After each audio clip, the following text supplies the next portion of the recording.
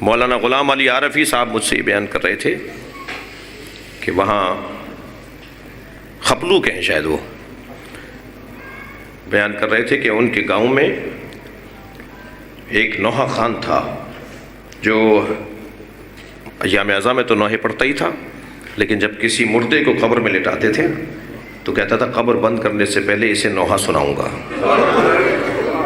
تلقین ہو جانے کے بعد اسے اللہ، رسول اور کعبہ اور کتاب خدا کی تلقین کرنے کے بعد آخر میں نوحہ پڑھ کے قبر بند کرتے تھے۔ بالآخر وہ بھی مر گیا، وہ نوحہ خان مر گیا۔ اس کا جب جنازہ دفنانے لگے تو سب نے کہا کہ اسے کون نوحہ سنائے گا؟ تو جیسے ہی یہ گفتگو شروع ہوئی تو وہ نوحہ پڑھنا شروع ہو گیا۔ وہ مردہ، اس کی میت سے نوحے کی آواز آ رہی تھی۔ کہنے لگے یہ ایک دو لوگ گواہ نہیں ہیں اس کے، پورا گاؤں، پورا شہر گواہ ہے۔ ہم قبر میں بھی امام حسین کو یاد کرتے ہیں، اور کیسا منظر ہوگا جب حسین سے ہی حسین کا پرسہ دیا جائے گا۔ اجرکم اللہ، آپ آمادہ ہیں رونے کے لیے؟ میں اپنے سنی بھائیوں کی تسلی کے لیے ایک جملہ کہتا ہوں کہ اگر اسلام کی تاریخ میں آنے والی شخصیات میں کسی شخصیت نے رونے سے روکا ہے تو مولا رضا، مولا صادق، مولا سجاد، مولا نقی، مولا عسکری، مولا باقر، ان ائمہ سے ہمیں رونے کا حکم ہے۔ تو اگر کسی مکتب کے نزدیک کوئی شخصیت معتبر ہے اور اس نے رونے سے روکا ہے تو ہمارے نزدیک سب سے معتبر یہ شخصیات ہیں، انہوں نے ہمیں رونے کا حکم دیا ہے۔ تو ہم جو رو رہے ہیں نا، حکم اہل بیت کے مطابق رو رہے ہیں، اور جو قوم روتی ہے وہ کسی کو رلاتی نہیں ہے۔ الحمدللہ پوری دنیا میں حسین کے عزاداروں کی جو امن و امان کے حوالے سے تصویر ہے وہ کسی اور کی تصویر نہیں ہے۔ ہم کہیں جا کے پھٹتے نہیں ہیں، ہم جا کے کسی کو مارتے نہیں ہیں، ہمارا دل بہت نرم ہے۔ جو رو رو کے اپنا دل نرم بنائے وہ کسی کو تڑپتا ہوا دیکھنا نہیں چاہتا۔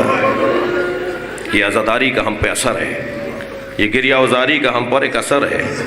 چلیے کچھ دیر کے لیے اپنے ذہنوں کو کربلا لے چلیے۔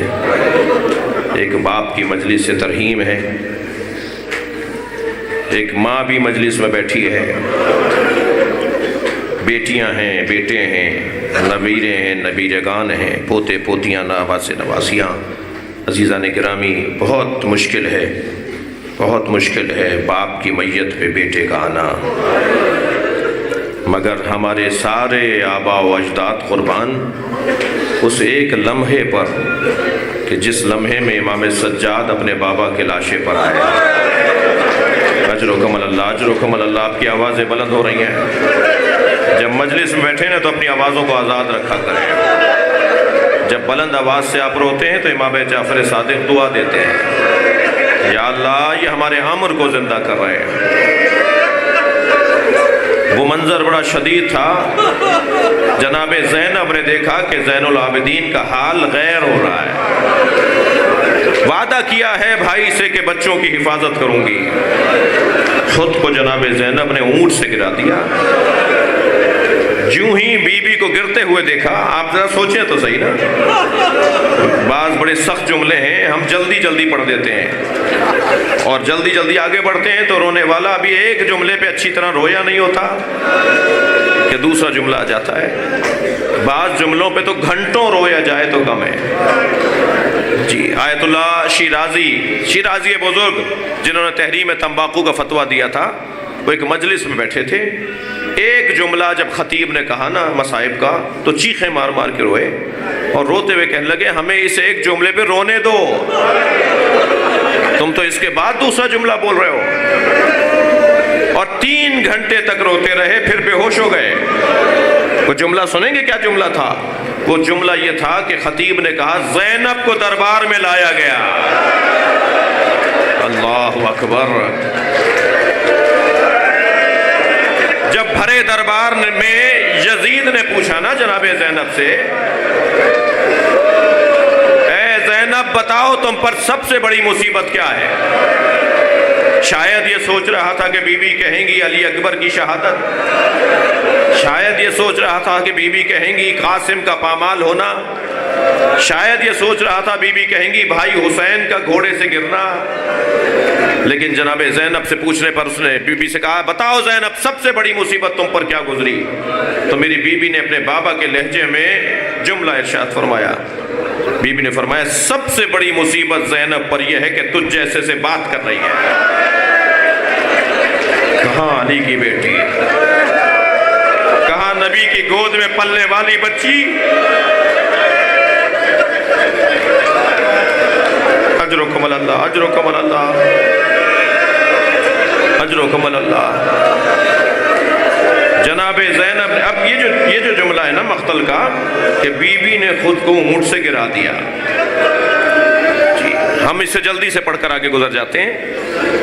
کچھ دیر کے لیے تصور کریں میں بلا تشبیہ بی بی کے جوتیوں سے اڑنے والی لاکھوں خاک کے ذرات کا ایک ذرہ بھی نہیں ہے، بلا تشبیہ میں اگر اس ممبر سے گر جاؤں تو وہاں سے وہ بزرگ بھائی، وہاں سے وہ جوان، وہاں سے وہ دوست کھڑا ہوگا، مولانا چوٹ تو نہیں لگی؟ مولانا کیا ہوا تھا؟ کوئی میرا ماما سنبھالے گا، کوئی میری ابا سنبھالے گا؟ کربلا میں کبھی بھائی گر رہا ہے، کربلا میں کبھی بہن گر رہی ہے۔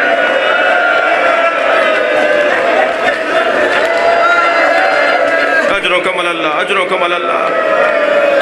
میں نے حرم حضرت معصومہ قم میں آیت اللہ مشکینی سے یہ مصائب سنے تھے کہ جب حسین مولا گھوڑے پہ ڈگمگا رہے تھے، اتنے تیر لگ چکے تھے، اتنے نیزے لگ چکے تھے، لوگ پتھر مار رہے تھے مولا حسین کو،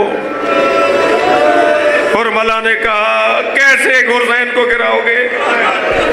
میرے مولا گھوڑے سے ان سے گر نہیں رہے تھے۔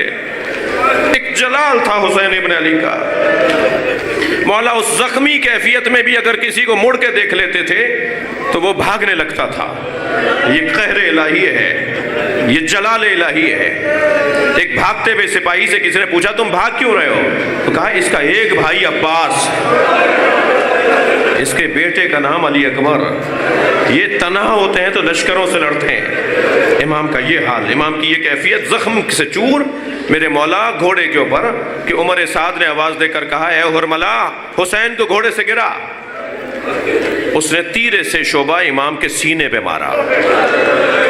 سنیں گے ذرا، وہ تیر امام کی کمر سے نکل رہا تھا، امام نے بہت چاہا اسے نکالے، مگر 3 تیروں نے امام کی کمر میں گرفت لی ہوئی تھی، امام نے اس کی ڈنڈی توڑ دی تھی۔ اس کے بعد حسین سے بیٹھا نہیں گیا، تو کبھی دائیں گرنے لگتے تھے تو اس طرف دیکھتے تھے اور جیسے کسی سے دیکھ کر بات کر رہے ہوں اشارہ کر کے کہتے تھے لا واللہ لا واللہ، پھر سنبھل جاتے تھے۔ پھر بائیں گرنے لگتے تھے، گھوڑا کچھ آگے بڑھتا تھا، پھر امام دوسری طرف گرنے لگتے تھے، پھر وہاں دیکھ کر کہتے تھے لا واللہ لا واللہ۔ آیت اللہ مشکینی فرماتے ہیں کہ مقتل نے یہ تو لکھ دیا کہ حسین گرتے گرتے کہتے تھے لا واللہ اور پھر سنبھل کے بیٹھ جاتے تھے، کسی نے یہ نہیں بتایا کہ کون کیا دے رہا تھا جو حسین لینے سے انکار کر رہے تھے۔ یہ جملہ عرب اس وقت بولتا ہے جب کوئی کچھ دے رہا ہو اور کو لینا نہ چاہتا ہو۔ حسین کو کون کیا دے رہا تھا جو حسین لینا نہیں چاہ رہے تھے؟ فرمانے لگے ذرا معرفت سے دیکھو، جب حسین گرنے لگتے تھے نا، زہرا کہتی تھی میری گود میں آ جا، کہتے تھے اماں یہ میرا امتحان ہے، کبھی نبی بڑھ کے کہتے تھے میری گود میں آ جاؤ، کہتے تھے لا واللہ، نا یہ میرا امتحان ہے۔ اجرکم اللہ۔ میرے مولا زمین کربلا پر گرے، کسی نے بڑھ کر سہارا نہیں دیا، کسی نے بڑھ کر حسین کے بازو نہیں تھامے۔ ہاں گھوڑے نے گھٹنے ٹیکے کہ حسین کو کہیں تکلیف زیادہ نہ ہو۔ اجرکم اللہ، اجرکم اللہ۔ میرے مولا زمین کربلا پر آ گئے۔ میں نے ابھی جملہ کہا نا، کوئی میرا ماما سنبھالے گا، کوئی میری ابا سنبھالے گا۔ ہاں کربلا میں بھی ایسا